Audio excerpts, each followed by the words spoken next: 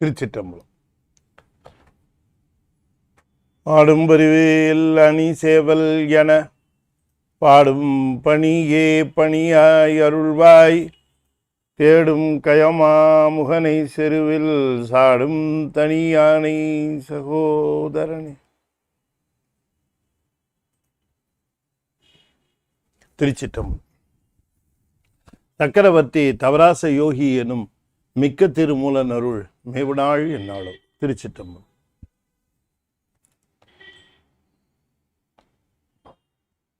தென்னாடுடைய சிவனே போற்றி, என் அட்டவர்க்கும் இறைவா போற்றி, ஏகம்பத்துரையந்தாய் போற்றி, பாகம் வெண்ணூறு ஆனாய் போற்றி, பராய்த்துறை வேவிய பரனே போற்றி, சிராப்பள்ளி மேவிய சிவனே போற்றி, அண்ணாமலை அமன்னா போற்றி, கண்ணாரமுத கடலே போற்றி, காவாய் கனகத்திரளே போற்றி, கைலை மலையானே போற்றி போற்றி.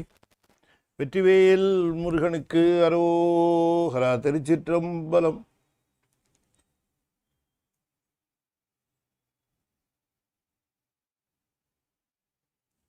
திருச்சிற்றம்பலம். அண்ட சராசரங்களுக்கெல்லாம் அதிபதியாக விளங்கக்கூடிய முருகப்பெருமானுடைய ஒப்பற்ற பெருங்கருணையினாலே சென்னை ICF கமல விநாயகர் சத்சங்கம் மிகச் சிறப்பாக நிகழ்த்தி கொண்டிருக்கக்கூடிய திருமந்திர ஞான வேள்வியில் திருவருளின் ஊக்கத்தாலும் ஆக்கத்தாலும் 9ஆம் தந்திரத்தில் நாம் அற்புத கூத்து என்கின்ற பகுதியை நாம் சிந்திப்பதற்கு திருவருள் கூட்டியிருக்கிறது. நேற்றைய தினம் அற்புத கூத்திலே 2 பாடல்களை நாம் சிந்தித்தோம். தொடர்ந்து அதில் பாடல்களை சிந்திப்பதற்கு இன்றைய தினம் நமக்கு திருவருள் கூட்டியிருக்கிறது. நேற்றைய தினம் அடியன் குறிப்பிடுகிற பொழுது அற்புத கூத்து என்பது அற்புதங்கள் நிறைந்த கூத்து என்கிற அந்த பொருளிலே நாம் பார்த்தோம். இங்கே பொதுவாகவே எல்லா கூத்துகளுக்கும் தலைமை கூத்தாக இருக்கக்கூடிய பொன்தில்லை கூத்து, பொற்பதி கூத்து என்று சொல்லக்கூடிய இந்த கூத்துகளினுடைய பல்வேறு அற்புதங்களை நமக்கு காட்டுகிறார். நம்மை பொறுத்த வரைக்கும்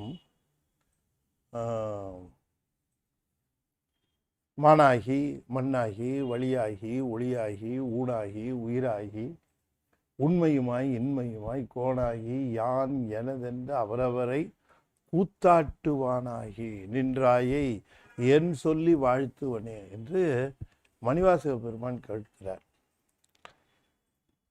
திருக்கூத்து என்று சொல்லக்கூடிய அந்த நிலையைத்தான் இந்த திருக்கூத்தினாலே இந்த உலகமுள் முழுக்க இயக்கி உயிர்களினுடைய அந்த இயக்கங்களை நிகழ்த்தி கொண்டிருக்கிற பெருமான் தான் இயங்கி எல்லாவற்றையும் இயக்குகிறார். அதனால எல்லாவற்றிலும் நிறைந்து இருக்கின்றார்.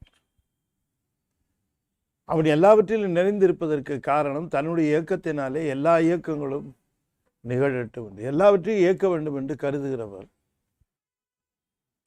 அப்படி தான் இயங்கி எல்லாவற்றையும் இயங்குகிற ஒரு முறை, அதைத்தான் இங்கே மணிவாசகரும் வானாகி மண்ணாகி வழியாகி ஒளியாகி என்றெல்லாம் அவர் குறிப்பிடுகிறது என்ன அப்படின்னு கேட்கிற பொழுது, இறைவன்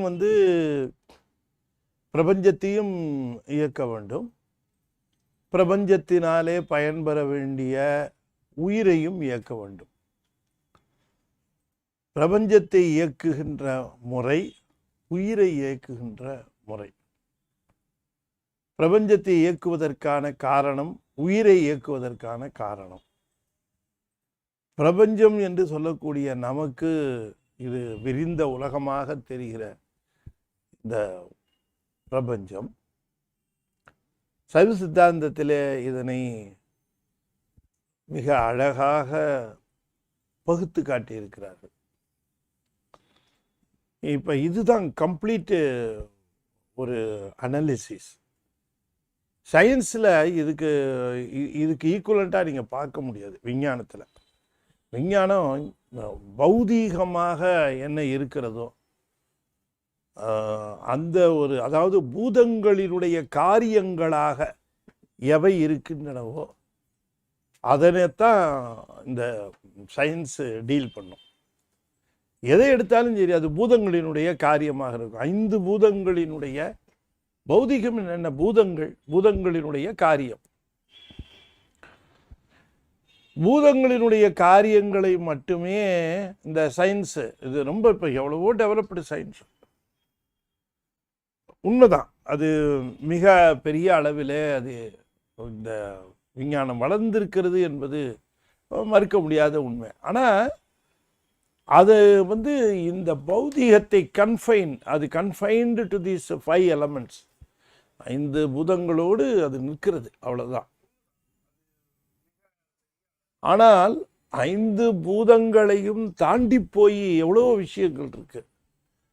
இந்த 5 பூதங்களினுடைய காரியமாக விளங்கக்கூடிய இந்த பௌதீக உலகத்திற்கும் இந்த ஆன்மா என்று சொல்லக்கூடிய இந்த உயிருக்கும் இருக்கக்கூடிய இந்த தொடர்பு இருக்க, இது பற்றி அது பேசுறதே இல்லை. உடம்பு இயங்குகிற அந்த இயக்கத்தை, அதனுடைய ஃபங்க்ஷன், இப்போ எப்படி ஆர்கான்ஸ் எல்லாம் எப்படி ஃபங்க்ஷன் பண்ணுது, இறப்பை எப்படி ஃபங்க்ஷன் பண்ணுது, ஹார்ட் எப்படி, கிட்னி எப்படி, லங்ஸ் எப்படி, இதனுடைய ஃபங்க்ஷனாலிட்டிஸ் எப்படி, இதெல்லாம் தான் டீல் பண்ணும் மெடிக்கல் சயின்ஸ், எல்லாமே டீல் பண்ணும்.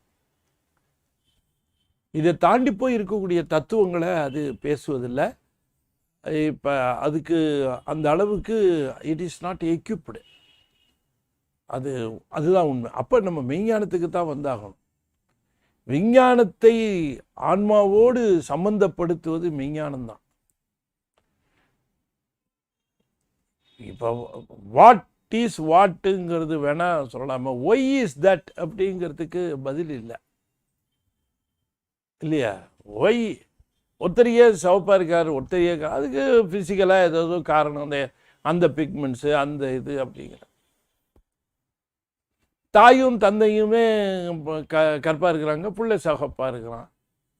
இது எதுக்கு எப்படின்னு கேட்டால் அந்த ஜீன்ஸில் ஏதாவது ஒருத்தர் சிவப்பாக இருப்பாங்க, அது அப்படியே வந்துருச்சு அப்படின்னு ஏதோ காரணம் எல்லாம் சொல்கிறாங்க. நிறைய இருக்குது காரணம். ஆனால் இதையெல்லாம் தாண்டி போய் இதை கைட் பண்ணுறது என்ன, நெறிப்படுத்துறது என்ன அப்படிங்கிறது ஒரு மெய்ஞானம். இந்த மெய்ஞானங்கிறது அது இறைவனால் தரப்படுவது. இறைவன் அந்த மெய்ஞானத்தை தரலைன்னு சொன்னால் அதை உணர்வது கடினம். இப்போ இந்த பிரபஞ்சத்தோட இந்த ஆன்மா சம்பந்தப்படுகிற, இந்த ஆன்மாவினுடைய உடம்பு சம்பந்தப்படுகிற ஒரு சம்பந்தத்தை நாம் சைவ சித்தாந்தத்தில் பேசுகிறோம். இதை எப்படி அப்படின்னு கேட்டால், கடவுள் இப்போ எங்கே இருக்கிறார் அப்படின்னு கேட்கும்போது பொதுவாக என்ன பண்ணுறோம், மேலே காட்டுறோம் கடவுள் மேலே இருக்கார். ஆனால் உண்மையிலேயே அந்த மேலே காட்டுறதுனுடைய தாத்பரியம் முன்ன தொடக்க காலத்திலேருந்து அது வந்திருக்குது. அதில் தப்பு ஒன்றும் கிடையாது. மேலேன்னா ஆகாசத்தில் வானத்தில்னு காட்டலை, அது காட்டுற இடம் வேறு. மேலே அப்படி காட்டும்போது கடவுள் மேலே இருக்கிறார் அப்படின்னு காட்டுகிற பொழுது அது எங்கன்னு சித்தாந்தம், சைவ சித்தாந்தம் ரொம்ப அற்புதமாக அதை எடுத்து சொல்லுது. கொஞ்சம் கொஞ்சமாக நமக்கு அந்த ஒரு என்ன சொல்கிறது, அந்த ஈசன்பால் நமக்கு வரவேண்டிய உணர்வு பூர்வமான அன்பு. ஈசன் மேலே அன்பு இருக்கலாம், அந்த அன்பு என்பது உணர்வு பூர்வமான அன்பு. உணர்வே அன்பு என்பார்கள் இல்லை, அதாவது உணர்வு தான் அறிவு பூர்வமான ஒரு அன்பு. இந்த அறிவுபூர்வமான அன்பு இருக்க, இந்த அன்பு வரணுங்கிறது தான் திருமூலருடைய நோக்கம். திருமந்திரம் முழுக்க பார்த்தீங்கன்னா அன்பு அறிவுபூர்வமான அன்பு. ஈசனுக்கும் நமக்கு இருக்கக்கூடிய அந்த தொடர்பை, பிரிக்க முடியாத அந்த ஒரு தொடர்பை, அவருக்கும் நமக்கு இருக்கக்கூடிய அந்த அசைக்க முடியாத, நம்ம என்ன வேணா சொல்லிக்கலாம், அதை பற்றி கவலைப்படாத ஒருத்தர் இருக்கிறாருன்னா எவ்வளோ பெரிய ஆச்சரியம். நம்ம அவரை நீ இல்லை, நீ கிடையவே கிடையாது, உனக்கு எனக்கு சம்மந்தமே கிடையாது, நீ அப்படி ஒரு பொருளே இல்லை, என்னவெல்லாம் சொல்லிகிட்டு இருக்கிறவங்களுக்கு கூட அறிவிப்பு நடந்துக்கிட்டு இருக்கு, அவன் ஹார்ட்டை துடிச்சிக்கிட்டு இருக்கு, அவன் லங்ஸ் இயங்கிட்டு இருக்கு, எல்லாமே தான் பண்ணிட்டு இருக்கிறார்.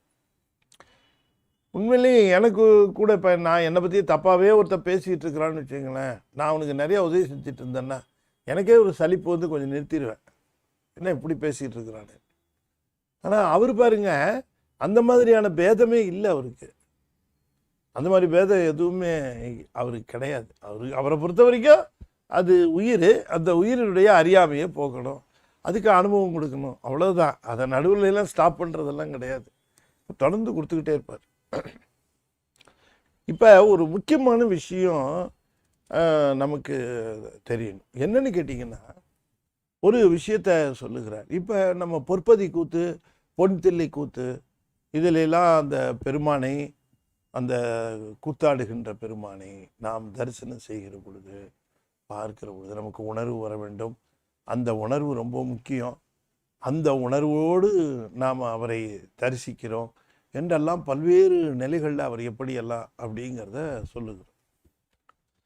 இப்போ இந்த உணர்வுக்கு இன்னொரு ஒரு அடையாளங்க கொடுக்குறார் சாமி. இந்த உணர்வுக்கு ஒரு அடையாளம் தருகிறார். அந்த அடையாளத்தினுடைய ஒரு பாடலாகத்தான் இப்போ அந்த 3வது பாடலை அவர் செய்கிறார். பாடல் 3.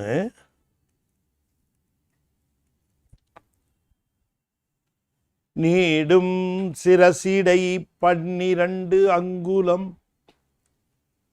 ஓடும் உயிர் எழுந்தோங்கி உதித்திட நாடுமின் நாதாந்த நம்பெருமான் உகந்து ஆடும் கிடம் திரு அம்பலம் தானே.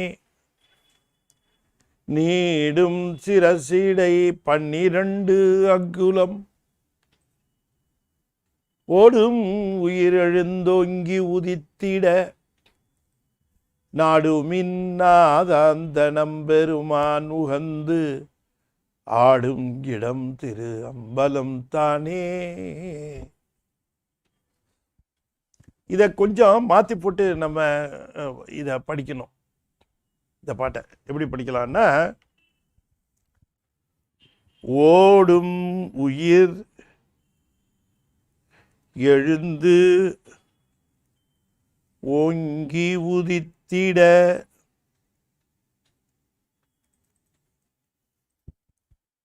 ஓடும் உயிர் எழுந்தோங்கி, அந்த உதித்திட இருக்கு இல்லையா, அதை வந்து நம்ம எடுத்துருவோம்.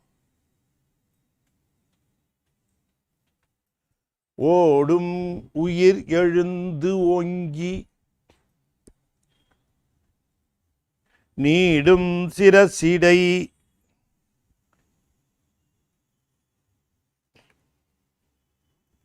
நீடும் சிரசிடை 12 அங்குலம்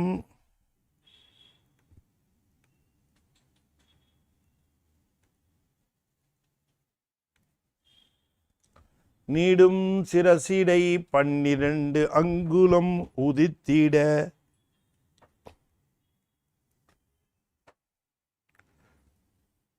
நாதாந்த நம்பெருமான்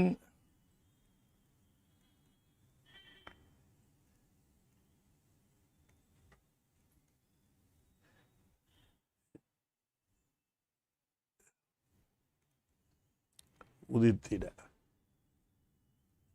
நாதாந்த நம்பெருமான்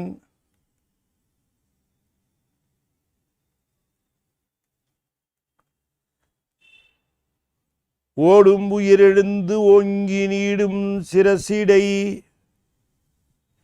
12 அங்குலம் உதித்திட நாதாந்த நம்பெருமான்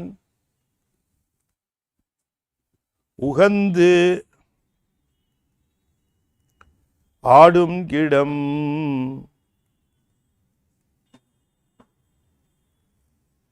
திரு அம்பலம் தானே.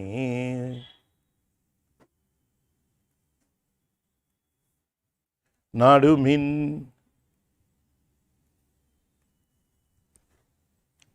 இதான் இந்த பாட்டை எப்படி போட்டுக்கணும்?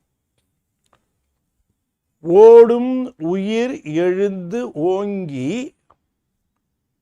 நீடும் சிரசிடை 12 அங்குலம் உதித்திட நாதாந்த நம்பெருமான் உகந்து ஆடியிடம் திரு அம்பலம் தானே நாடுமின் நாடுமின் அப்படின்னு நம்மகிட்ட சொல்றார், அன்பா சொல்றார். நாடுமின் அப்படிங்கிறார். என்ன ஒரு ஒரு உயர்ந்த அந்த அன்பு பாருங்க திருமூலருக்கு. திருமூலர் அன்பு வச்சு தான் சிவத்துக்கு இப்படி அன்பு இருக்கிறது என்று நம்ம தெரிந்து கொள்கிறோம். சிவத்துக்கு இருக்கக்கூடிய அன்பு எப்படி தெரியுது? அடியார்களை பார்த்து தான் நம்ம அன்பை தெரிந்து கொள்ள முடியும். அடியார்கள்ட்ட பார்க்கிற அந்த அன்பை, ஆஹா சிவனடியார்களுக்கு இந்த அன்பு இருக்குமானால் சிவத்துக்கு எப்படிப்பட்ட அன்பு இருக்கும்? அந்த அன்பினுடைய வெளிப்பாடு அல்லவா அடியார்கள், இல்லையா? அதனால தான் அடியாரை அறியாதார்கள் சிவனை அறியார்னார். அடியார்களை, அந்த அடியாருடைய அன்பை அறியாதவர்களும் அந்த அடியாரை அறியாதவரும் சிவனை அறிந்து கொள்ள மாட்டார்கள் அப்படின்னு சித்தியார்லேயே சொல்றார். சரி, இப்போ இதில் என்ன சொல்லுகிறாருன்னா, ஓடும் உயிர், உயிர்ங்கிறது காற்று. ஓடும் உயிர் அது என்ன நிற்கிதா என்ன? அது ஓடிக்கிட்டே இருக்கு. உள்ளே போகிறது வெளியில் வர்றது, உள்ளே போகிறது வெளியே, கொஞ்சம் கூட ஓய்வு கிடையாது. கொஞ்சம் கூட அதுக்கு ஓய்வு கிடையாது. அது பாட்டுக்கு ஓடுறதும் ஓடுறாரு. அது யாருக்காவது காத்துக்கிட்டு இருக்கிறது இல்லை. நம்ம என்ன வேலை செய்கிறோங்கிறத பற்றிலாம் அதுக்கு பிரச்சனையே இல்லை. அது பாட்டு ஓடிட்டு இருக்கு. இதில் ஒரு முக்கியமான விஷயம் என்ன கேட்டால், அது ஓடிக்கிட்டே இருந்தால் தான் பிரெயின் ஆப்ரேட் ஃபங்க்ஷன் பண்ணும். அறிவு இயக்கம் என்பது காற்றினுடைய இயக்கத்தினால தான். காற்று இல்லை அப்படின்னா அறிவு இயங்காது. அதனால தான் அதை முதல்ல சுழுமுன நாடியில் முதல்ல அறிவை தூண்டி அறிவு இயக்கத்திற்காக முதல் கூத்தாக, அதிசூக்கம கூத்தாக அந்த அசபான நடனத்தை செய்கிறார், இல்லையா? அசபான நடனத்தை செய்கிற பொழுது, அதனால தான் அந்த அம்ச மந்திரம் என்று சொல்லக்கூடிய மந்திரம் காற்றை ஒழுங்குபடுத்துகிற, சுழுமுனா நாடியில் இவர் செய்கிற அந்த கூத்து காற்று வலா நாடியும் இடா நாடியுமா போயிட்டு போயிட்டு வெளியில் வந்து அறிவு விளக்கம் பெற்று இயக்கம் நிகழும். புரியுதுங்களா? அப்படி இயக்கம் நிகழும். இப்படி இயக்கம் நிகழ்கிற பொழுது அறிவு இயங்கி அது வெளியில் சென்று பற்றி கொண்டு இருக்கிற அந்த நிலையில் நாம் எப்படி இயங்குகிறோம், இது எப்படி இயக்கம் நிகழ்கிறதுன்னு அப்படி திரும்பி ரிவர்ஸில் அது வந்து அப்படியே வந்து ரிவர்ஸில் வெளியில் போய் இல்லை பற்றிக்கிட்டு பிடிச்சிக்கிட்டு இருக்கு. வெளியில் பிடிக்காமல் என்ன பண்ணுது, இப்படி நம்ம போகிறதும் வரதுமாக இருக்க காற்றினால இயங்குகிற அறிவு நாம் இயங்குறதுக்கு காரணம் என்னென்னா, இந்த காற்று உள்ளேயும் போய் வெளியில் வருது. இந்த காற்று உள்ளேயும் போய் வெளியில் வந்துட்டு இருக்கிறது எப்படி வருது அப்படின்னு அதுக்கு உள்ளே போய், சுழுமுன நாடியில் பெருமான் திருக்கூத்து புரிகிறார் அதனால் ஆகுதுன்னு அங்கே போய், அப்படியே அங்கே போய் அவர்கிட்டயே நின்றுட்டா ரிவர்ஸில் வந்ததுனால அம்சம் சோகமாயிடும். அம்சர மந்திரம் சோகம் மந்திரம், சோகம்தான் அம்சமாகுது. சோகம் பாவனை. சோகம் பாவனை என்பது என்ன? சிவ அனுபவத்திலே சிவமாக கருதுதல். இது எப்படி கருதும்? ரிவர்ஸில் வந்தால் தான் கருதும். அதனால தான் அம்சத்தினுடைய ரிவர்ஸு சோகம். அதை சோகம் பாவனைன்னு பேர் வைத்தார்கள். எல்லாம் அந்த நுணுக்கத்தை நாம் தெரிந்து கொள்ள வேண்டும். இப்போ வெளியிலேயே போயிட்டு இருந்தால் அது அம்சம். அம்ச மந்திரமாக இருக்கும்போது வெளியில் சுற்றிக்கிட்டு இருக்கோம், எல்லா வெளிப்பொருளை பற்றி. இப்போ ரிவர்ஸில் வந்ததுன்னு வச்சுங்க, சிவத்தை பற்ற ஆரம்பிச்சதுன்னா சோகம் பாவனை. அதனால தான் இந்த ஹம்சம் அப்படிங்கிறது சோகம், இதுவும் ஒன்று தான், ரிவர்ஸில் இருக்கு சோகம்ங்கிறது. இப்போ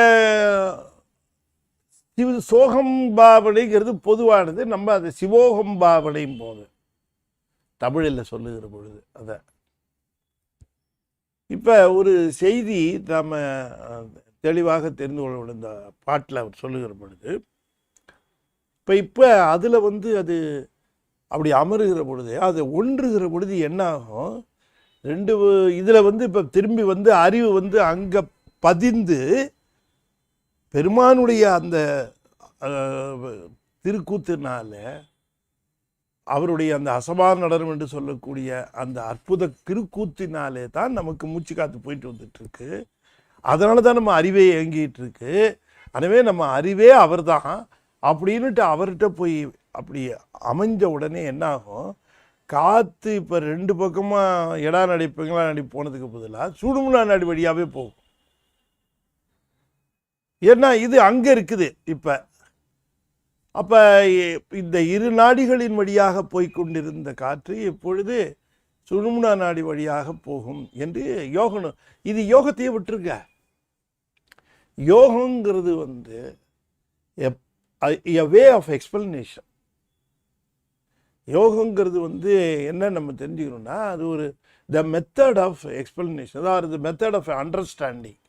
அது ஏன் மெத்தட் ஆஃப் அண்டர்ஸ்டாண்டிங்னு சொல்கிறேன்னா, யோகம் பண்ணாதவங்களே கிடையாது.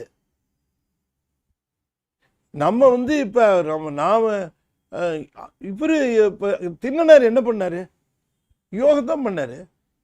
சிவோகம் பாவனை அவருக்கு இல்லாட்டி தாங்கன்னு சிவனுக்கு பொருந்தும்னு எடுத்து பொருத்தி வைப்பாரா? தான் வேற இல்லை சிவன் வேற இல்லைன்னு நினைச்சாரு. என் கண்ணு அவருக்கு சரியா இருக்கும்னு நினைச்சு கொடுத்தாரு. அவருக்கு இந்த கண்ணாச்சே அதுல பொருந்துமா? பெருமானுடைய கண்ணு எப்படிப்பட்ட கண்ணு, நம்ம கண்ணு எப்படிப்பட்ட கண்ணு, அந்த கண்ணு எப்படிப்பட்ட கண்ணு, உலகத்தையே பார்க்கிற கண்ணு, இது இங்கே நம்ம கண்ணு ஊன கண்ணு, இது அங்கே போய் ஃபிட் ஆகுமான்லாம் நினைச்சாரா என்ன? இல்லை, அங்கே ஃபிட் ஆகும். ஏன்னு கேட்டால் அவர் சோகம் பாவனையில் இருந்தார், சிவமயமாயிட்டார். அதனால அது பொருந்தும்னு அவருடைய அறிவு கரெக்டாக சொல்லிச்சு. அந்த பார்வையில் பார்க்க ஆரம்பிச்சிட்டார். சரி, இப்போ அந்த நுணுக்கமாக இப்போ வந்து அறிவு விழிப்புக்காக நல்ல கவனமாக கேட்கணும். யோகம்ங்கிறதையே நீங்கள் ரொம்ப இப்போ பல பேர் என்ன நினைக்கிறாங்க, யோகம்னா அது ஒரு தனி ப்ராசஸ், அது ஒரு கடவுளுக்கு கூட்டிகிட்டு போகிறதுக்கு அது ஒரு தனி வழி என்று கருதுகிறார்கள். இல்லை, அப்படி இல்லை. அது நம்முடைய முயற்சியினுடைய அளவு எப்படிங்கிறத பொறுத்தது. அது நாம் வந்து இப்போ ரொம்ப நமக்கு அன்பு அதிகமாகி போய்விட்டது, நம்முடைய அன்பு அளத்தற்கரியதாக போய்விட்டது, நம்முடைய அன்பு கேள்வி கேட்பதெல்லாம் நிறுத்திடுச்சுன்னு வச்சுக்கோங்க, கேள்வி கேட்குறதையே நிறுத்திடுச்சுன்னு வச்சுக்கோங்க. அப்போ இது என்ன ஆகும், இந்த அன்பினுடைய முதிர்ச்சி தான் அது வந்து இந்த யோக நிலை ஒன்றாயிடும். அப்போ போய் அங்கே உட்கார்ந்த உடனே அது கிருகிருன்னு மேலே ஏறி ஓடும் உயிர் வெளியில் ஓடி திரிந்து கொண்டிருந்த அந்த காற்றானது எழுந்து ஓங்கி இது என்ன பண்ணுது, மேலே போகிற பொழுது அந்த புருவ மத்தியை கிராஸ் பண்ணிட்டு போகும். புருவ மத்திங்கிறது இது வெளியில் இல்லை, நீங்கள் அதைத்தான் நல்லா உணர்ந்து கொள்ள வேண்டும். புருவ மத்தி, அதனால தான் நிறைய பேர் இங்கே பார்த்துட்டு கண் இல்லையேங்கிறான். புருவ மத்திங்கிறது லொக்கேஷனை காட்டுறதுக்காக நமக்கு சொல்கிறது இல்லையா. கூகுள் மேப்பில் இப்போ காட்டுறோம் இல்லையா ஒரு லொக்கேஷன், அது மாதிரி அது ஒரு லொக்கேஷன் காட்டுறதுக்காக. ஆனால் அதுக்கு ஜஸ்ட் பிஹைண்டு தான் இருக்குது. அது ஏன்னு கேட்டிங்கன்னா, இந்த லொக்கேஷன்லாம் தூள உடம்புல கிடையாது. இந்த லொக்கேஷன்ஸ் எல்லாமே தூள உடம்புல வருவது அல்ல. அது உள்ளுக்குள்ளே அந்த காரண உடம்புல தான் நிற்கும். அது காரண உடம்புல தான் அந்த கமலமும் இருக்குது. சரி, இது அப்படியே அங்கே வந்து ஃபிட்டானோடனே அங்கிருந்து இது விந்துக்கு வந்துருச்சா, இது விந்து நாதத்துக்கு தானே வரணும். 36ல் 35 விந்து, 36வது நாதம், அப்படி தானே வந்தாகணும். நாதம் வந்து உச்சியில் இருக்குது, இங்கே இருக்குது அந்த இடத்துல. இது ஒரு டிஸ்டன்ஸ் என்ன கால்குலேட் பண்ணியிருக்காங்க அப்படின்னு சொன்னால், ஃபிசிக்கலாக இருக்கக்கூடிய மனித தேகம், தூல தேகம், அந்த தூல தேகம் அது பிரபஞ்சத்தோட தொடர்பு கொள்ளுகிற தூரம் 12 அங்குலம் அப்படின்னு அது குறிப்பிட்டிருக்கிறாங்க. அதாவது என்னுடைய தொடர்பு நிலை இங்கேருந்து இந்த உச்சியிலிருந்து 12 அங்குலம் அப்படிங்கிறது கணக்கு சொல்லியிருக்காங்க. இப்போ நம்ம அதனால தான் இந்த 12 அங்குலத்தை ரொம்ப வலியுறுத்துவோம் நம்ம சைவத்தில். ஏன் சொல்லுவோம் அப்படின்னு கேட்டால், இந்த 12 அங்குலத்துக்கு ஜஸ்ட்டு மேலே தான் பெருமான் இருக்கிறார். அது முழுக்க அவருடைய பரவழி. அந்த பரவழிங்கிறது அதுதான் அப்படிங்கிறது நம்முடைய கருத்து. சரி, இப்போ இந்த செய்திகள்லாம் நீங்கள் காதில் வாங்கிக்கிட்டே வரணும் அப்படியே கோர்வையாக. ஓடும் உயிர் எழுந்து ஓங்கி இது வெளியிலே போயிட்டு இருந்தது. இப்போ கொண்டு வந்து அதை உள்ளே ஃபிக்ஸ் பண்ணுறோம். அப்போ நீடும் சிரசிடை அந்த அது இங்கே வந்து புருவமத்தி நாதம் எல்லாத்தையும் சொல்லலை அவர். அதை நம்ம எடுத்துக்கணும். நீடும் சிரசிடை 12 அங்குலம். இங்கே இந்த நாதத்துக்கு வந்துருச்சு இந்த காற்று. இந்த பிராணன் என்று சொல்லக்கூடிய அந்த பிராணனோடு பயணம். அது வந்து வெளியில் பற்றாமல் வெளி விஷயங்கள்லேருந்து விடுபட்டு யாருக்குமே வரும். வெளி விஷயத்தை விடுபட்டோம்னா உள்ளுக்குள்ளே போய் ஃபிக்ஸ் ஆகும். அப்படி உள்ளுக்குள்ளே போய் அமைகிற பொழுது இது தானாக ஆட்டோமேட்டிக்காக இங்கே வந்துட்டு இங்கே போகும். அங்கே போகிற பொழுது அந்த இடத்துல ஒரு 12 அங்குலம் டிஸ்டன்ஸ். இந்த 12 அங்குலத்தை அது கடந்து போகிறதுக்கு பேர் நிராதாரம்னு பேர். எனவே ஆதாரம்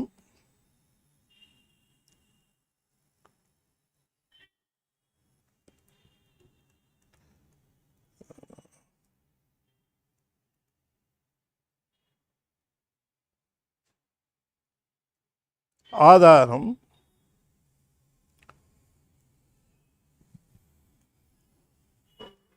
நிராதாரம்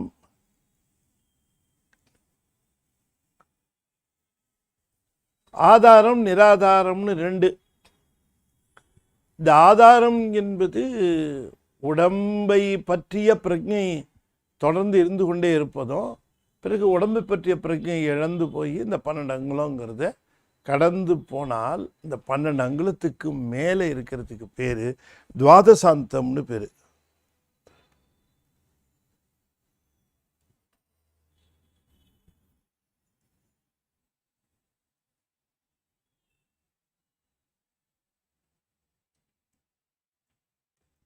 அந்த 12 அங்குலத்துக்கு மேலே இருக்கிறது துவாதசாந்தம்.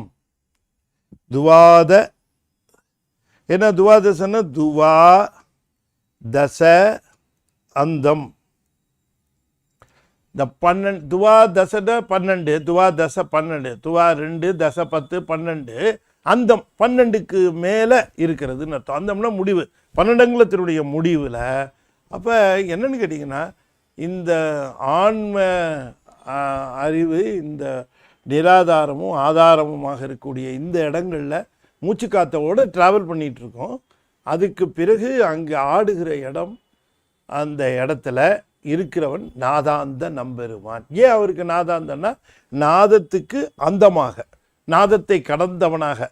நாதத்தை கடந்தவன்னா நாதத்தை கடந்து இந்த இடத்துல வரணும் இல்லை, இது ஒரு 12 அங்குலம் இருக்குது அந்த கேப்பு. அந்த 12 அங்குல கேப்பு ரொம்ப முக்கியமான இடம். அது நமக்கு பல தடவை நானும் சொற்பொழிவுலாம் அதை பேசியிருக்கேன். அந்த 12 அங்குல இடத்த பற்றியெல்லாம் நிறைய சொல்லியிருக்கிறோம். நிறைய விஷயங்கள் அந்த 12 அங்குல இடம் இருக்குது. இன்னும் சொல்லப்போனால் அந்த 12 அங்குலம் தான் நமக்கும் பிரபஞ்சத்துக்கும் தொடர்பு இருக்கக்கூடிய இடம். பிரபஞ்சத்தில் இருக்கக்கூடிய அத்தனை விதமான அந்த வீச்சுகள் அத்தனையும் இங்கே தான் நமக்கு வந்து அவற்றை நம்ம ஈர்க்கிறோம். அது சரி. அப்போ அங்கே ஆடுகிறானா யார்? நாதாந்த நம்பெருமான் உகந்து ஆடும் இடம். உகந்து அங்கே ஆடுகிறான். அப்போ இந்த உகந்து ஆடுகிறவன், அம்பலத்திலே ஆடுகிற பெருமான் இந்த இடத்துல மேலே 12 அங்குலத்துக்கு மேலே அங்கே ஆடுகிறான். அங்கே ஆடுகிறான் என்று சொல்லுகிற பொழுது அங்கே இருந்து இயக்கி எல்லாவற்றையும் இயக்கி கொண்டிருக்கிறான். அங்கே அவன் ஆடிக்கொண்டு இருக்கிற பொழுது என்னுடைய சிரசு நிச்சயத்தில் 12 அங்குலத்தில் அங்கே ஆடிக்கொண்டு இருக்கிற அந்த ஆட்டம்தான் மொத்த என்னுடைய உடம்பு இயக்கம், உயிர் அவற்றை பயன்படுத்தி கொண்டிருக்கும்.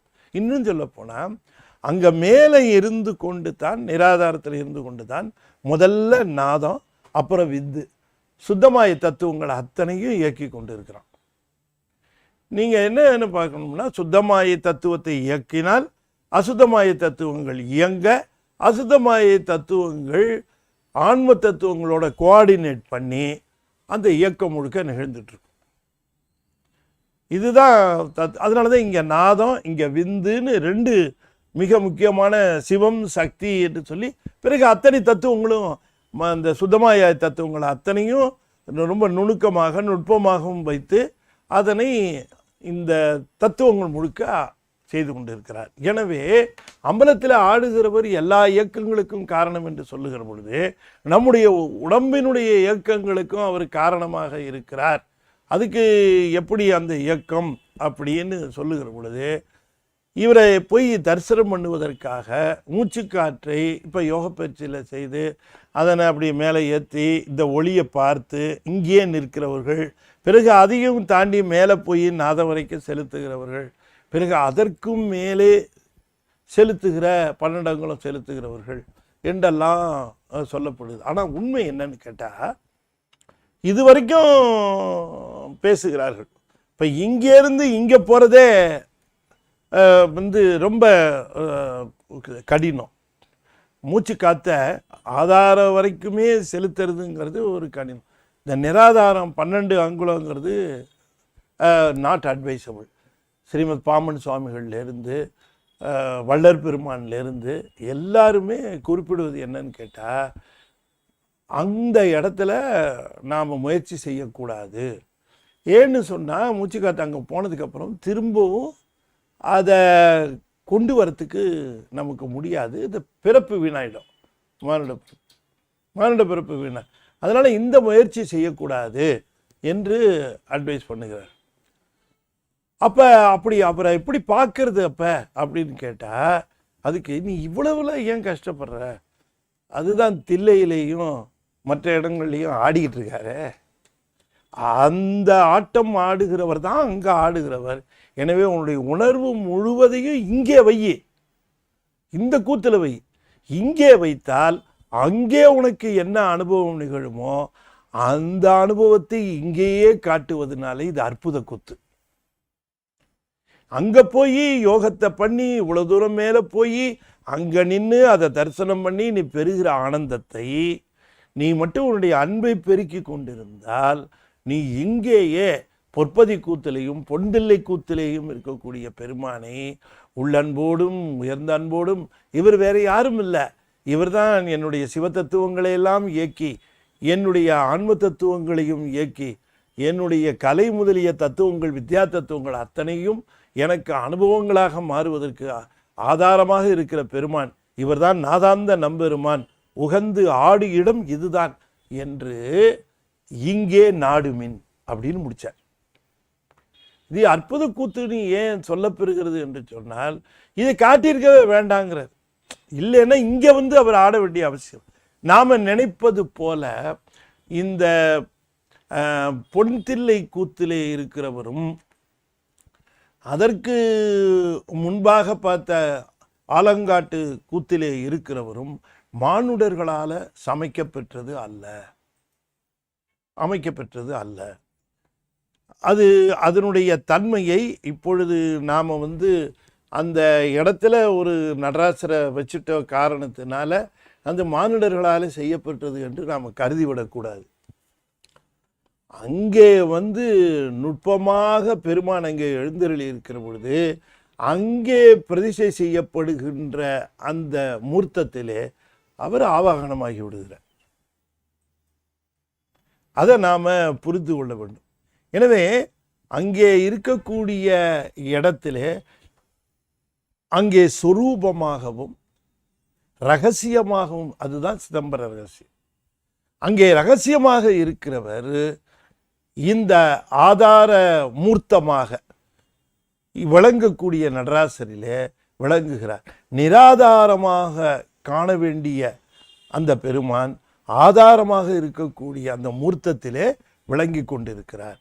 இப்போ நாம் பார்க்கிற அந்த மூர்த்தம் ஆதார மூர்த்தம், அது உள்ளே இருப்பது நிராதார சக்தி. எனவே இந்த மூர்த்தமும் மூர்த்திமானும் என்று சொல்லக்கூடிய இந்த நிலைகளில் இதை பெரியவர்கள் நமக்கு அப்போ தில்லையில் போய் பார்த்தேன் என்று சொல்லுகிறார். இப்போ நாம் பொருள் சொல்லுவது போல் அவர் இங்கேயே பார்த்தெல்லாம் அவர் தன்னுடைய உச்சியில் பார்த்தார், அதில் பார்த்தார், யோகத்தில் பார்த்தாருன்னு நிறைய விளக்கங்கள்லாம் நான் கேட்குறேன். ஆனால் அதெல்லாம் நாம் ஏதோ ஒரு மகிழ்ச்சிக்காக சொல்லக்கூடிய ஒரு விளக்கங்களாக இருக்க முடியுமே தவிர, ஜியாகிரபிக்கலாக ஃபிசிக்கலாக அவர் தில்லை வந்தாருங்கிறது தான் உண்மை இல்லையா? அவர் அங்கே வந்தார், தில்லைக்கு வருகிறார். ஏன் தில்லையில் பார்க்க வேண்டும், ஏன் சிதம்பரத்தில் பார்க்க வேண்டும் என்று கேட்டால், அந்த மையத்தில் அந்த அந்த திருவருள் சக்தி நிராதார புருஷர் ரகசியமாக இருக்கிறார். நிராதார புருஷர் ரகசியமாக இருக்கிறதுனால தான் அது ரகசியம், சிதம்பர ரகசியம் என்று சொல்லப்படுவதற்கான காரணம், நிராதாரமாக 12 அங்குலத்துக்கு மேலே நாதாந்த நம்பெருமான் ஆடுகிறவனாக இருக்கிறவன் அங்கே ரகசியமாக அங்கே இருக்க மூர்த்தத்திலே வழங்குகிறான். ஆகையினாலே அந்த அந்த இம்பார்ட்டன்ஸ் இது உணர்ந்து பாருங்கள்ங்கிறாரு. நாடுமின்கிறாரு, காண்மின்னு சொல்லல. இதை காண்மின் அப்படின்னு சொல்லல. இப்ப நாதத்தை கடந்து அந்த ரகசியத்தை வெளிப்படுத்துவதற்காக நமக்கு பதியங்களை தந்தார்கள் பெரியவர்கள். நமக்கு உணர்வு வரணும், அங்க போனவன என்ன உணர்வு வரணும் அப்படின்னா, அந்த நமக்கு வர வேண்டிய உணர்வு, அவரை பார்க்கிற பொழுது வர வேண்டிய உணர்வு என்னன்னா, அவர் அதைத்தான் தனியாக பிரித்து எடுத்துட்டு போனார் வடலூர் பெருமான். அங்கே மூர்த்தம் இல்லை, அவர் வடலூரில் வச்சிருக்கிற பொழுது இங்கே மூர்த்தம் இருக்கிறது. அந்த ரகசியத்தை, அந்த ரகசியம் என்பது எது என்று கேட்கிற பொழுது அதுதான் நாதாந்த நம்பெருமான்.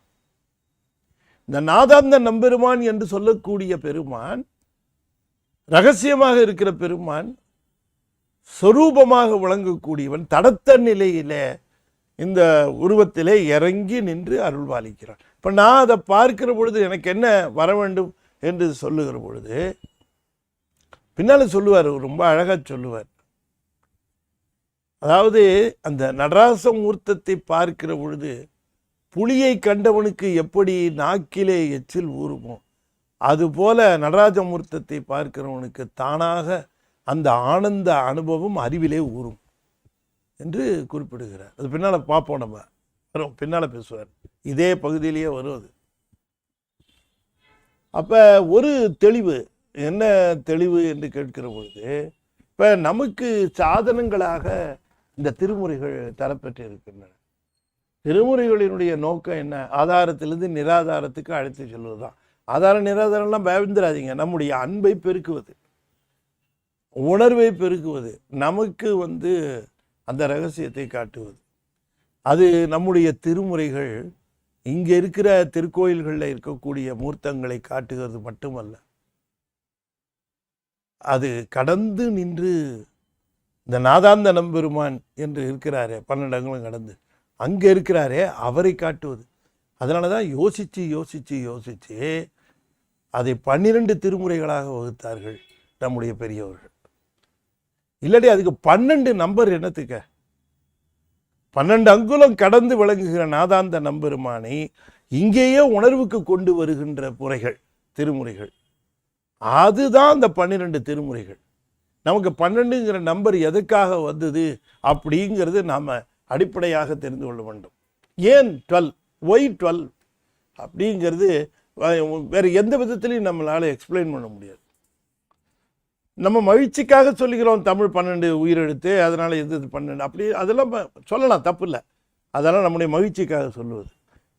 ஆனால் உண்மையிலேயே நீங்கள் பார்த்தீர்கள் என்று சொன்னால், சிவம் என்பது நாதாந்த நம்பெருமான், நாதத்திற்கு அப்பாலே விளங்குகிறவன், நாதத்தாலே அவனை சென்று அடைய வேண்டும்.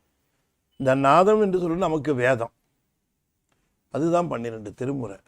இந்த 12 திருமுறைகளை கொண்டு நாம் இங்கே பார்க்கிற பொற்பதியிலேயும் பொன்தில்லையிலேயும் பார்க்கிற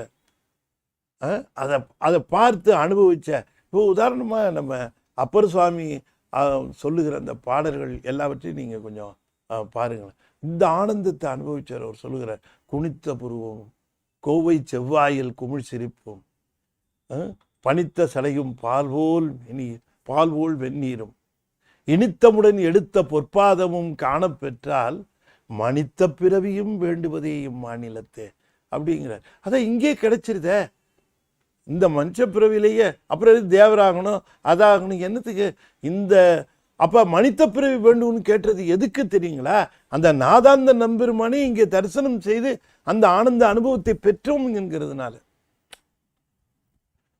மனித பிறவியும் வேண்டுவதை மாநிலத்தன்னா மனிதனாக பிறந்து அவரை அடைவதற்குரிய குறியீடுகளும் அடையாளங்களும் இடமும் இங்கே இருக்கிறது, இங்கேயே கிடைக்குது, இங்கேயே அது சாத்தியமாகிறது. அதுக்காக அவர் இறங்கி வந்திருக்கிறார். நாம மேலே ஏறி போகிறதுக்கு ரொம்ப சிரமப்படுறோம். அது சகலருக்காகவே அமைந்தது. அதைத்தான் சொல்லுகிறார். நீடும் சிரசிடை 12 அங்குலம் ஓடும் உயிர் எழுந்தோங்கி உதித்திட நாடுமின் நாதாந்த நம்பெருமான் உகந்து ஆடும் இடம் திரு அம்பலம் தானே. நாடுவின் அம்பலம்தானே, இதுதான் இந்த திரு அம்பலம். நம்ம இங்கே சொல்லுகிறது வேற ஒன்றும் இல்லை. அவர் நாதாந்தமாக ஆடுகிற இடத்தை குறியீடாக இங்கே வைத்திருக்கிறோம். குறியீடு மட்டுமல்ல, அது குறியீடு சில சமயம் பயனை தராமல் ஒரு இருக்கும். இப்போ வழிகாட்டின்னா அது ஊராயிடுமா? காட்டும் வழி, அவ்வளோதான். இது நிறைய பேர் என்ன சொல்லுகிறார்கள், இந்த உருவமூர்த்தங்களை எல்லாம் இவையெல்லாம் அடையாளங்கள், இவையே அல்ல அப்படின்னு சொல்லுகிறார்கள். இல்லை, நடராசரை பொறுத்த வரைக்கும் அது அப்படி அல்ல. ஆனந்தத்தை வாரி வழங்குகிற மூர்த்தமாக இருக்கக்கூடிய அந்த நடராச பெருமான் அந்த அந்த திருக்காட்சியில் நம்ம ஞானசம்பந்தரும் சொல்லுகிறார். அதாவது ஐம்பொறி அளவினும் எளிவர அருளினை என போற்றி என்று குறிப்பிடுகின்றார். ஞானத்தினாலே பெற வேண்டிய அந்த ஞானானுபவம் இங்கே நிகழ்கிறது என்று குறிப்பிட்டு காட்டுகிறார். அதனால இங்கே சுவாமி சொல்லுகிறார், நாதாந்த நம்பெருமான் உகந்து. நாதாந்த நம்பெருமான், நாதத்திற்கு அப்பாலே வழங்கக்கூடிய நாதாந்த நம்பெருமான் உகந்து, நாதத்திற்கு அப்பாலே இருக்கக்கூடிய நாதாந்த நம்பெருமான் உகந்து ஆடும். இந்த இடத்துல இப்படி போட்டுங்க, உகந்து ஆடுவது பொற்தில்லையிலே.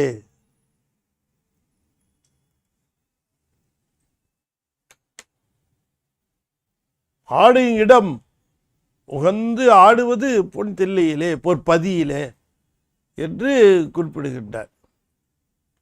நாதாந்த நம்பெருமான் சாதாரண நாள் நினைச்சிடாதீங்க. ஒரு நாதாந்த நம்பெருமானாக இருக்கிறவர் இங்கே உகந்து ஆடுகிறார். ஆகையினாலே யோகத்தினாலே முயற்சி செய்வது கூட கொஞ்சம் ரிஸ்க்கு என்று குறிப்பிடுகிறார்கள். அது வேண்டியதில்லை. அன்பின் பெருக்கத்திலே செய்ய முடியவங்க செய்யுங்க. ஆனால் அது ஒன்றுதான் வழி என்று கருதி விட வேண்டாம். நீங்கள் என்ன செய்யலாம் என்று சொன்னால், இந்த சிரசிடை 12 அங்குலம் நீடும் சிரசிடை 12 அங்குலம் உதித்திடன சென்றிட. இந்த மூச்சு காத்து 12 அங்குலம் சென்றதுங்கிறது சென்றால் பார்க்கக்கூடிய நாதாந்த நம்பெருமான் அங்கே இருக்கிறாரே, அவர் இங்கே இருக்கிறார். அவர் இங்கே இருக்கிறார். உகந்து ஆடுமிடம் திரு அம்பலம் தான். திரு அம்பலம்னு அவர் குறிப்பிடுறது இங்கே இருக்கக்கூடிய அந்த கூத்து செய்கின்ற இடத்தை குறிப்பிடுகின்றார். அப்படி ஒரு நினைப்புல நாடுமின், அவ்வாறு நாடுமின். எனவே நாதாந்த நம்பெருமானே இங்கே இருக்கிறான் என்று அந்த அம்பலத்திலே நாடுமின். அந்த உணர்வை பெறுமின்.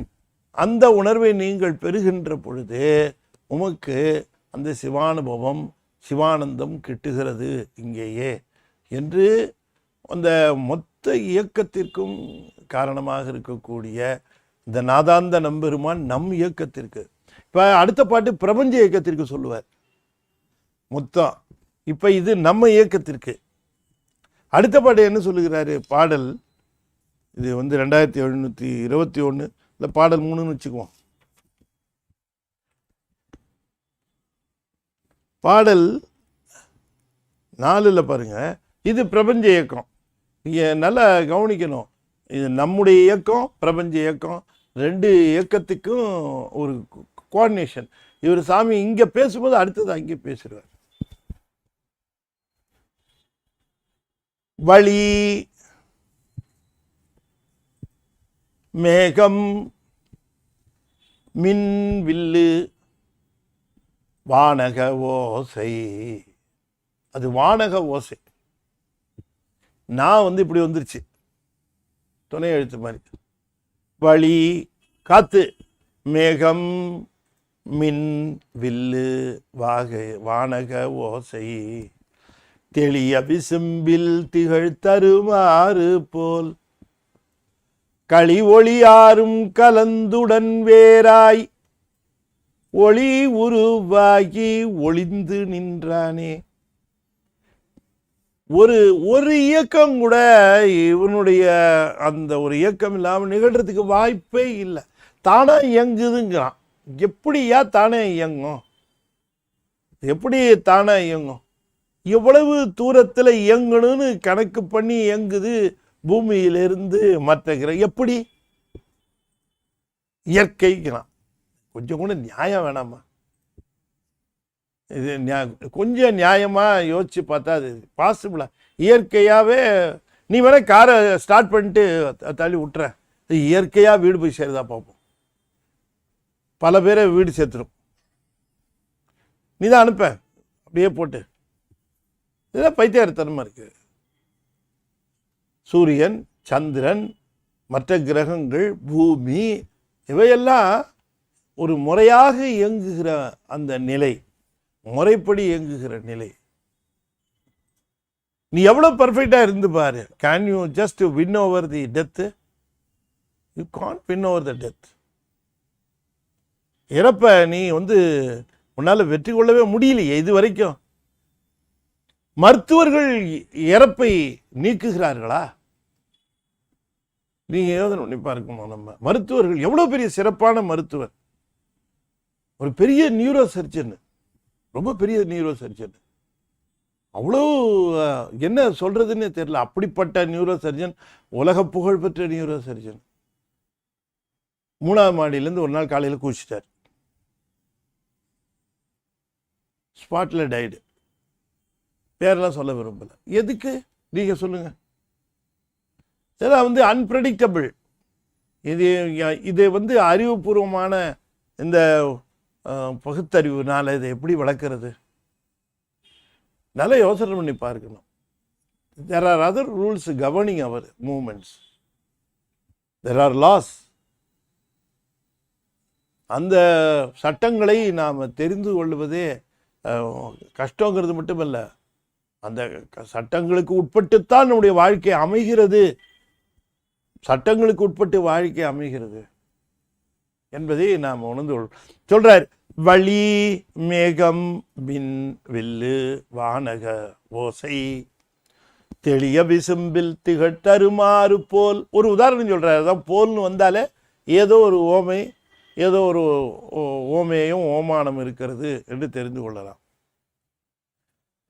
களி ஒளியாரும் கலந்துடன் வேராய், ஒளி உருவாகி ஒளிந்து நின்றானே. களி ஒளி ஆறும், களிப்பை தருகின்ற ஒளி ஆறும் கலந்து உடன் வேராய் நின்றானே. நின்றானே எப்படி நின்றான்?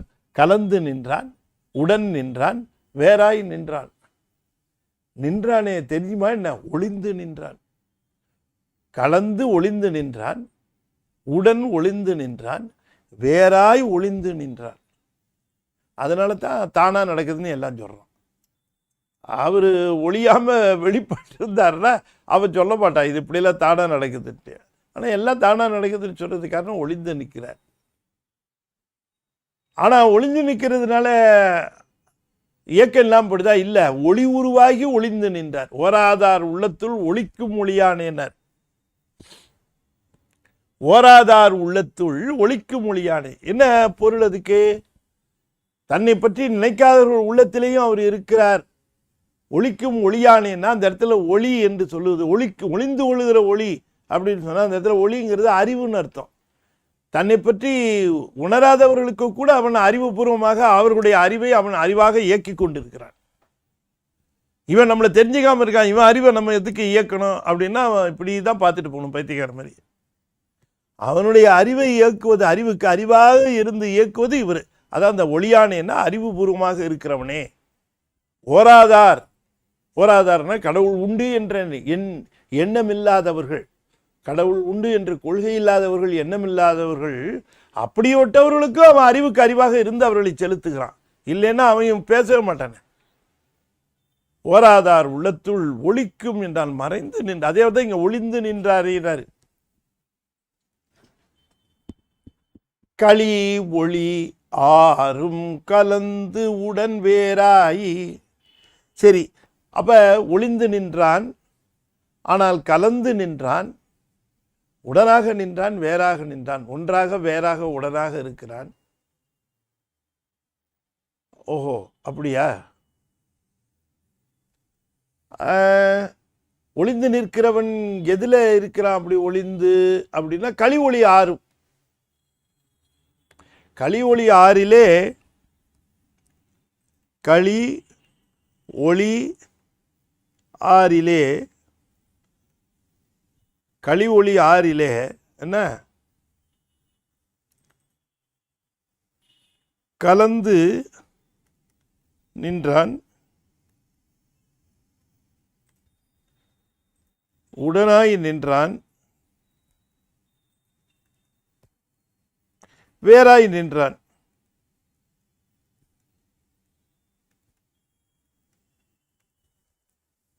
களி ஒளி ஆறிலே கலந்து நின்றான், உடனாய் நின்றான், வேறாய் நின்றான், இருந்தாலும் ஒளிந்தே நின்றான்.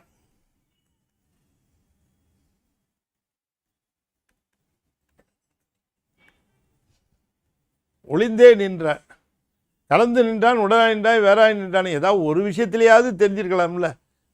ஒன்றுத்துலேயும் தெரியல. இல்லவே இல்லைங்கிறான். இல்லவே இல்லை, கடவுளே கிடையாது. அவன் கடவுள் இல்லைன்னு சொல்கிறதுல ஆச்சரியத்துக்கு ஒன்றும் இல்லை. ஏன்னா அவனே இல்லைங்கிறான், உயிரே இல்லை, உயிரே இல்லைங்கிறான். பாமணசாமி சொன்னார், அது அந்த நிலைக்கு பேர் விபரீத உணர்வுன்னு பேருன்னார். விபரீதம் என்னன்னு கேட்டால், உலகத்தையும் உடலையும் மட்டுமே ஆதாரமாக கொண்டு மற்ற அனைத்தையும் மறுப்பது. உலகத்தில் வாழ்வதுதான் முத்தி, உடல்தான் உயிர் அப்படின்னு அவனுடையது தேரி. அதுதான் விபரீதம்னார். ரொம்ப அழகாக சொன்னாங்க. இந்த ஆணவத்தை மறுத்தல் அஞ்ஞானம், அதே நேரத்தில் குரு வார்த்தையிலே சந்தேகம் வருதல் ஐயம். ஐயம், விபரீதம், அஞ்ஞானம், இந்த மூணு இருக்கிற வரைக்கும் சாமி கிட்ட நெருங்கவே முடியாதுன்ட்டார். அப்போ முருகன்ட்ட அவர் சொல்கிறாருன்னு, சாமி அது மாதிரி ஒளிந்தே நிற்கிறான், வெளிப்பட்டு நின்னாதான் நிற்கிறான்னு சொல்லிவிடுவானே அவனை. கலந்து நின்றான், உடனாய் நின்றான், வேறாய் நின்றான், ஒளிந்தே. சரி, இப்படி கலந்து நிற்கிறான், உடனாய் நிற்கிறான், வேறா நிற்கிறான், எப்படி நிற்கிறான்? அறிவாய் நிற்கிறான். ஒளிந்தே நின்றான், அப்படி நிற்கிறான். ஒளி உருவாகி நின்றான். ஒளிந்தே நின்றான், ஒளி உருவாகி நின்றான்.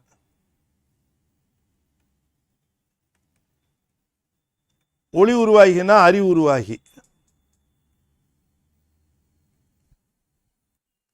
அறிவுருவாகி நின்றான். அப்ப நின்றான்ங்கிறதுக்கு எத்தனை துணை கொடுக்கிறார் பாருங்க. நின்றான், கலந்து நின்றான், நின்றான், உடனாய் நின்றான், நின்றான், வேறாய் நின்றான், நின்றான், எப்படி இருந்தாலும் ஒளிந்தே நின்றான். நின்றான், ஆனால் அறிவுருவாகி நின்றான், ஒளி உருவாகி நின்றான். களி ஒளி ஆறும் கலந்துடன் வேறாய் ஒளி உருவாகி. அந்த ஒளி ஆறு, அந்த களி ஒளி ஆறு என்ன? ஒளி ஆறு அப்படிங்கிறது என்ன? அந்த களி ஒளி ஆறு, ஆறு அத்துவாக்கள், ஆறு அத்துவாக்கள். இந்த ஆறு அத்துவாக்களாக நின்றான். அதைத்தான் ஓமையா சொன்னாரே தவிர ஓமையன்னு சொல்லாம விட்டார். அங்க ஒரு ஆறு சொல்லியிருக்கார். அது என்னன்னு பார்ப்போமா? அது கொஞ்சம் இன்ட்ரெஸ்டிங்காக இருக்கும். அங்கே என்ன சொல்றார்? வழி, மேகம்,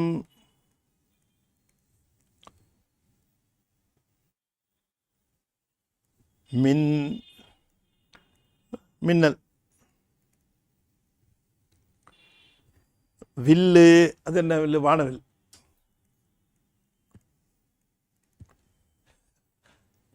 பாட்டை படித்து புரிஞ்சுக்கிறதுக்கே நமக்கு வில்லுட்டு போயிட்டார். வில்லுனா வானத்தில் சம்பந்தமான வில்லு என்னன்னு டக்குன்னு யோசனை பண்ணணும். வானத்துக்கு சம்பந்தமானதெல்லாம் சொல்லிட்டு வர்றார். வானத்துக்கு சம்பந்தமானது எது? காற்று, மேகம், மின்னல், வானவில்லு அப்படின்றார். அடுத்தது வானக ஓசை. அது இடின்னு சொல்லலாம், ஓசைன்னு சொல்லலாம். ஓசை இடின்னு கூட சொல்லிக்கலாம், இல்லைன்னா இடி ஓசை. வானக ஓசைன்னா வானகத்தையே ஆதாரமாக கொண்டு எழுகிற ஓசை அப்படின்னு வச்சுக்கலாம் இல்லையா? சரி, அது அப்படி தப்பு இல்லை, எது வேணால் வச்சுக்கலாம்.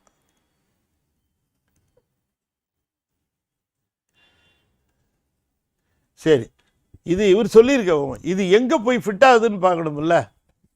இது என்னன்னா, அது நம்முடைய இந்த 6 அத்துவாக்கள், 6 அத்துவாக்களில் மந்திரம், பதம், வண்ணம், கலை, தத்துவம், புவனம், இது 6 அத்துவாக்கள். அதாவது 6 அத்துவாக்கள்னா இந்த 6 வழியாகத்தான் நம்ம தொடர்பு கொள்ள முடியும். உயிர்களுக்கு 6 அத்துவாக்கள் தான். வினை ஈட்டுகிற வழியும் வினையை நீக்குகிற வழியும் ரெண்டுமே அதுதான் இல்லையா? அப்படி. சரி, இப்போ இந்த ஒப்புமையை பார்க்கிற பொழுது காற்று, வழி, காற்று அப்படின்னு பார்க்கிற பொழுது அது அருவமாக இருக்கிறது காற்று. இருந்தாலும் அதனுடைய இயக்கம் இருக்கிறது. அப்படி பார்க்கிற பொழுது அருவமாக இருந்து நுட்பமாக இருந்து இருக்கிற காரணத்தினால தத்துவத்தை வழி என்று சொல்லுகிறார். எனவே வழி என்பது தத்துவம். அடுத்தது மேகம், பல்வேறு வடிவங்களில் தோன்றுகிற புவனங்களுக்கு அது உண்மையாக சொல்லுது. புவனம். மின்னல், அந்த மின்னல் என்பது பல்வேறு நிலைகளில் பல்வேறு உணர்வுகளை ஏற்படுத்துகிற அந்த மின்னல் என்பது வண்ணம், எழுத்துக்கள். வானவில், அது நம்ம பார்க்கறது போல் உணர்வுகளை ஏற்படுத்துகிறது. தண்ணீர் அப்படின்னாலே தாகம் இல்லையா? அந்த மாதிரி உணர்வுகளை ஏற்படுத்துகிறது. பல்வேறு உணர்வுகளை ஏற்படுத்துகிற வானவில் பல வண்ணங்களை கொண்டிருப்பது போல் பதம், அது பதம் தான் நமக்கு உணர்வுகளை ஏற்படுத்தும். அதனால் அது. அடுத்தது ஓசை, மந்திரம் இல்லையா? ஓசைங்கிறது மந்திரம் அல்லது இடின்னு வச்சுக்கிட்டாலும் அது மந்திரம் தான். அப்போ இந்த 5ஐயும் கொண்டிருப்பது வானம், இந்த 5ஐயும் நிரவி கொண்டிருப்பது கலை இல்லையா? வித்யா கலை, அது மூல நிவர்த்தி கலை, பிரதிஷ்டா கலை, வித்யா கலை, சாந்தி கலை, சாந்தி அதீத கலை. இதில் தான் தத்துவங்கள், புவனங்கள் எல்லாத்தையும் நிரவி அதில் கொடுத்து கடைசியில் அதுவும் ஒரு தத்துவமாக. இப்படி வானம் என்பது எல்லாவற்றையும் தன்னுள் கொண்டிருந்தாலும் தனக்கு ஒரு மாறுபாடு இல்லாமல் இருப்பது போல, இந்த கலை என்று சொல்லக்கூடிய மற்றவற்றையும் தனக்குள் கொண்டிருக்கக்கூடிய இவற்றை எல்லாம் எப்படி பெருமான் விளங்குகிறான் என்று சொன்னால், இவற்றோடு ஒன்றாக, வேறாக, உடனாக கலந்து அவற்றையெல்லாம் இயக்கி கொண்டு இருக்கின்றான். அப்பொழுது அது என்ன சொல்லுகிறார் சாமி? நீ அம்பலத்திலே ஆடுகிறவனை நீ பார்க்கிற பொழுது அவன்தான் எல்லா தத்துவங்களையும் இந்த புவனத்திலே, இந்த கலைகளுக்குள்ளே அடக்கி அவற்றை ஆண்டு கொண்டு இருக்கக்கூடிய பெருமான். எனவே இவன் திருக்கூத்தினாலே இந்த பிரபஞ்சம் இயங்குவது மட்டுமல்ல, நான் இயங்குவது மட்டுமல்ல, இந்த 2 இயக்கங்களையும் தொடர்புபடுத்துகிற இயக்கத்தையும் பெருமான் தானே செய்கிறான் என்று அந்த அன்பு உணர்வை பெருக்கி கொள்ள வேண்டும் என்று குறிப்பிடுகின்றார். ஆகையினாலே இவ்வளவு இந்த அம்பலத்திலே ஆடுகிற இவரை சாதாரணமாக நினைத்து விடக்கூடாது. அவர் இப்படி அம்பலத்தில் ஆடுகிறாரே, இந்த சிறிய மூர்த்தத்திலே எல்லாம் அடங்கி போயிற்றா என்று கருதி விடக்கூடாது. இங்கே இருக்கிறவர் உனக்காக, அந்த நாதாந்த நம்பெருமானாக இருக்கிறவர் கீழே இறங்கி இந்த மூர்த்தத்திலே ரகசியமாக வந்திருக்கிறார். நீ உணர்வு பெருக்கு உனக்கு இருக்குமானால், அன்பின் பெருக்கு உனக்கு இருக்குமானால், நீ அங்கெல்லாம் வர வேணாம், நான் இங்கேயே ஐ எம் அவைலபிள், உனக்கு இங்கே இருக்கிறேன். அதான் மடித்தாடும் அடிமைக்க நன்றியே மனனே, நீ வாழு நாளெல்லாம் தடுத்தாட்டி தர்மனார் தமர் சிக்கிலிடும் போது. ஏன் இங்கேயே இருக்கிறாரே, ஏன் நீ அதை நினைக்காம, அவர் எங்கேயோ இருக்கிறாரு, அவர் எங்கேயோ போய் அடையணும்லாம் ஏன் நீ நினைக்கிற? இங்கேயே அடையலாமே. கடுத்தாடும் கரதலத்தில் தமருகும் எரியகலும் கரிய பாம்பும் பிடித்தாடி பெரும் பெற்ற புலியூரில் பெருமான் தானே, பிரான் தானே, புலியூர் சிற்றம்பலத்தானே சொல்லுகிறார். இங்கே தானே இருக்கிறாரு அவரு. அந்த மடித்தாடும் அடிமைக்க நன்றியே மனனே என்று குறிப்பிடுகின்றார். ஆகையினாலே இப்படி அந்த பிரபஞ்சம் முழுமையும் இயக்கம் அவருடைய இயக்கம்தான். அந்த இயக்கத்தை செய்கின்றவர், பேரண்டங்களை முழுவதையும் இயக்குகிற 224 புவனங்களையும் 11 மந்திரங்களையும் இல்லையா, பஞ்சபூதங்களையும் எல்லாவற்றையும், அதாவது அத்வாக்களையும் இயக்குகின்ற அந்த பெருமான் அம்பலத்திலே இங்கே எளியவனாக வந்து ஆடிக்கொண்டு இருக்கிற இந்த பெருமான் தான் அந்த பேரண்டத்தையும் இயக்கி கொண்டு இருக்கிறவன். ஆகையினால இது பெரிய அற்புதம் இல்லையா என்று கேட்கிறார். எனவே பொற்பதியிலும் பொன் தில்லையிலும் ஆடுகிற அம்பலத்தான் தான் இந்த அண்டங்கள் முழுவதும் வியாபகமாக விளங்குகிறான் என்கிற அந்த செய்தியையும் குறிப்பிடுகின்றார். ஒளி உருவாகின்னா அறிவு உருவாகின்னு அர்த்தம் தானே என்று குறிப்பிடுகிறார் என்று சொல்லி இந்த அளவில் இன்றைய தினம் இந்த 2 பாடல்களுக்கான விளக்கத்தை நாம் நிறைவு செய்யும் முகமாக 5 எழுத்து 5 முறை ஓதுவேன். நண்பர்கள் தொடர்ந்து ஓத வேண்டும் என்று திருவடி பணிந்து வேண்டிக் கொள்ளேன். ஓ நமச்சிவாய, ஓ நமச்சிவாய, ஓ நமச்சிவாய, ஓ நமச்சிவாய, ஓ நமச்சிவாய. திருச்சிற்றம்பலம். அன்பர்களே, இந்த நாளைய தினம் திரும்பவும் நம்ம திருமந்திரத்திலேயே சந்திப்போம். தொடர்ந்து அற்புத கூத்து சிந்திக்கிறோம். வருகிற சனிக்கிழமை நேர் வகுப்பு. நீங்கள் நேரடியாகவே ஐசிஎஃப்க்கு வரலாம். கமலநாயர் சத்சங்கத்தின் சார்பாக மாலை 6:30 மணிக்கு மிகச்சரியாக ஆரம்பிக்கும். பொதுவாக நீங்கள் 7 மணிக்கு வந்தீங்கன்னா 1/2 மணி நேரம் பாடம் போயிடும். 6:30 மணிக்கு வந்துடுங்க கரெக்டாக. அதனால் கரெக்டாக 6:30 மணிக்கு தொடங்கிடுவோம். நிச்சயமாவா சார் கேட்குறீங்க, எனக்கு தெரியுது. நிச்சயமாகவே 6:30 மணிக்கு ஆரம்பித்து 8:30 மணிக்கெல்லாம் நிறைவு செய்து விடுவோம். 2 மணி நேரம் நம்ம வந்து அங்கே சிந்திக்க இருக்கிறோம். அவசியமாக எல்லாரும் ஒரு அற்புத கூத்தை நேர்லேயே வந்து பாருங்கள். இப்போ அற்புத கூத்தை ஆன்லைனில் பார்த்துட்டு இருக்கோம், நேரில் வந்து பார்க்க வேண்டும் என்று சொல்லி வழக்கம் போல் ஞானத்திரள் பத்தில் இன்னும் நிறையா பேர் அது சப்ஸ்கிரிப்ஷன் வரணும். அதுக்கு ஒரு டார்கெட் வச்சுருக்கோம். அது ரீச் ஆகணுங்கிறது தான் எங்களுடைய நோக்கம். அதை நீங்கள் நிறைய பேர் சேர்த்து விடணும். நிறைய பேருக்கு அது செய்தி தெரியாதவர்களுக்கு தெரிந்தவர்கள் சொல்ல வேண்டும், வாங்கி தரணும். 250 ரூபா தான் வருஷத்துக்கு, வீட்டுக்கு வந்துருக்கு. அதனால் அன்பளிப்பாக கொடுக்கறதெல்லாம் ஞானத்திரளாக கொடுங்க. அது உங்களுக்கு வந்து அந்த சப்ஸ்கிரிப்ஷன். அது மாதிரி நீங்கள் வந்து சிவனுக்கு திருமுறைகள் பாருங்களேன். இப்போ இந்த 12 அங்குலம் இதுதான். அந்த 12 அன்றைக்கு நீங்கன்னா இந்த 12 அங்குலம் அதுக்கு மேலே இருக்கிறவர் நான் தான் இந்த நம்பெருமான். இந்த திருமுறைகள் 12 அது கனெக்ட் பண்ணி தான் வச்சுருக்கிறாங்க.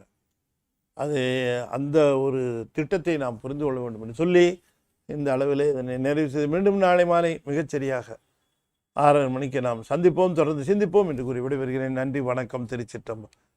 தென்னாடுடைய சிவனே போற்றி, எந்நாட்டவர்க்கும் இறைவா போற்றி, வெற்றிவேல் முருகனுக்கு அரோகரா. திருச்சிற்றம்பலம்.